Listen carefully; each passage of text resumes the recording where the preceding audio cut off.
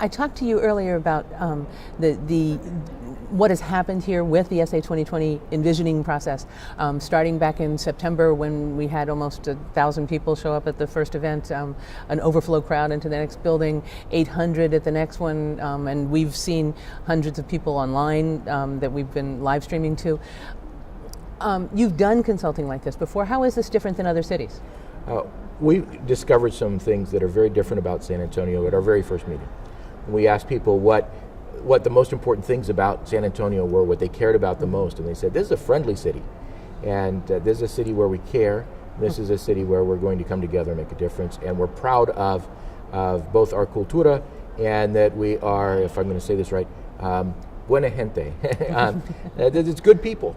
Mm-hmm. And what we've seen here is an outpouring of people coming together, and coming together in wide diversity. Mm-hmm. It's people who normally don't spend any time together who will come together, and that's crossing economic boundaries, age boundaries. I mean, we've had people from 97 down to 7 coming together and having these conversations. Our youth turnout has been tremendous, as they say, this is our future too, we want to be part of this. Mm-hmm. We've had people coming from geographically all parts of the community, crossing race and ethnicity, and people coming together who are comfortable speaking in one language or another, and yet they're willing to come together and talk about a shared purpose and a shared vision for the future.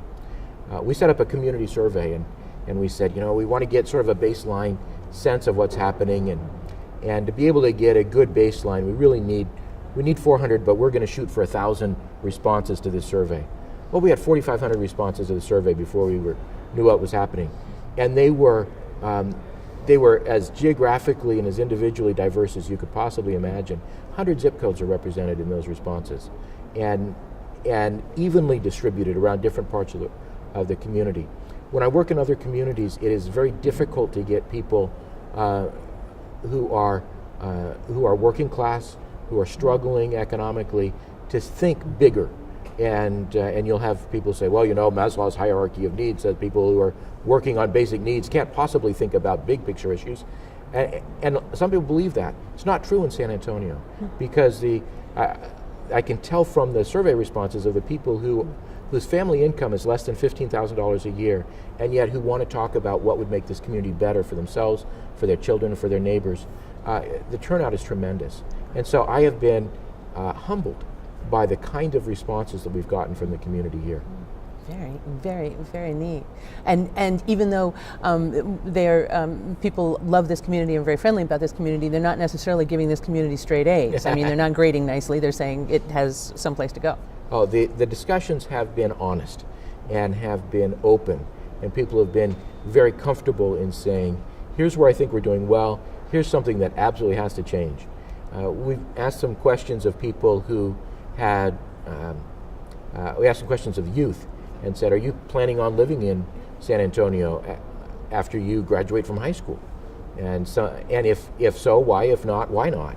And they were brutal in their assessments of what was good to be a youth in San Antonio, and what kinds of things they felt were missing for them to be able to have the kind of future that they wanted to have. We asked people who moved out of San Antonio what it would take for them to move back, and some of them talked about these different kinds of amenities or circumstances, and a couple of them mentioned that they'd have to wait for their ex-wife to move out before they'd come back. So people are being pretty candid. When you do a project like this, and you've done several before, it seems to me that you said we have these huge numbers, but in every instance you have to build a community around this idea. Talk to me a little bit about how you build a community. We have 3 basic rules when we invite someone to come into a meeting. Mm-hmm. We need them to feel like that they have contributed something, mm-hmm. that conversation was different because they were there. We want them to have learned something, that they got something out of that they heard something they wouldn't have heard, or met someone they wouldn't have met had they not been there. And they need to go away with something. They need to come out of that meeting with something that they're going to do to make the community better. And keeping that in mind, what we're really doing is helping people come together in new and different ways, to talk in new and different ways about subjects that people care deeply about. One of the things that we know when we look at communities across the country is that we do not have very good role models on a national or state level of good public dialogue and discourse. We have very few examples in the media, in public life, of people who disagree with each other sitting down together and coming up with a solution that they both feel good about. That's not how we do things. Our national language is that of winners and losers. It's one of attack and defend. It's one of fear and anger. And when that kind of conversation and those kind of models trickle down to a community level, then you're risking the very foundations of democracy. If we can't come together and work out a compromise, our Constitution was created on compromise. We have a House and a Senate based on compromise. And it's not a perfect solution. And we had to go back and work through things. And when we couldn't work through things anymore, we saw what happens when you can't work through things anymore. And that's when we had the Civil War. And so the capacity to solve problems together and to work through differences and find a problem is the only thing that keeps communities or nations together. And we are finding, as part of our central mission of our organization and of many organizations across the country that have banded together in different networks, is to build democracy from the ground up, to teach people how to come together and form this sense of community. We're guided by the words of a guy named de Tocqueville, who came over to look at the United States back in its infancy.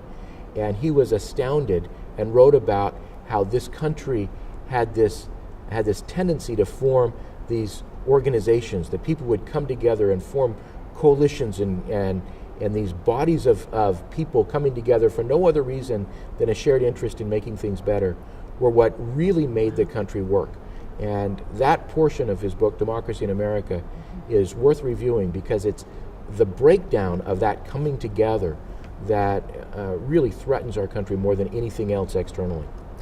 I love your putting this long historical perspective on it. I think that last weekend, many people immediately pointed to the increase in hate talk.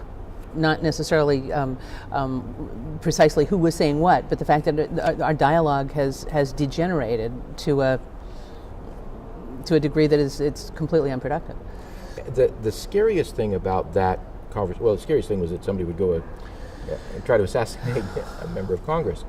But the scary thing about the conversation that erupted immediately afterwards, within an hour after the news break, was the assumption that this had to be about politics and about fear and attack, and it had to be because of the dialogues we're having, and the responses were more of the same kind of dialogue by many people who, instead of saying, well, if the problem is too much hate-filled rhetoric, then my response should be not to do hate-filled rhetoric. Instead, a lot of people responded with hate-filled rhetoric in kind. And there are a lot of issues, and it's playing out what happened. Certainly there's failures of our mental health systems, which we knew about, and we as a country have not been able to grapple with the mental health system. There are some problems in access to weaponry, why someone with that kind of history could easily procure legally weapons to create this kind of destruction, deserves a conversation, whatever the answer to that conversation might be. And the context of why there is so much, not only a culture of divisive rhetoric, but the same culture of divisive rhetoric that will turn around and say, here's a tragedy, instead of coming together, let's talk about divisive rhetoric. There are some examples of people who stepped up and said, it's wrong this way, and I personally commit to doing things differently. I hope that plays out in the future. But it is interesting to see in the light of a tragedy, when it was a tragedy stemming from within, that instead of coming together like the nation did after 9/11, we fractured last weekend, and that's even more scary.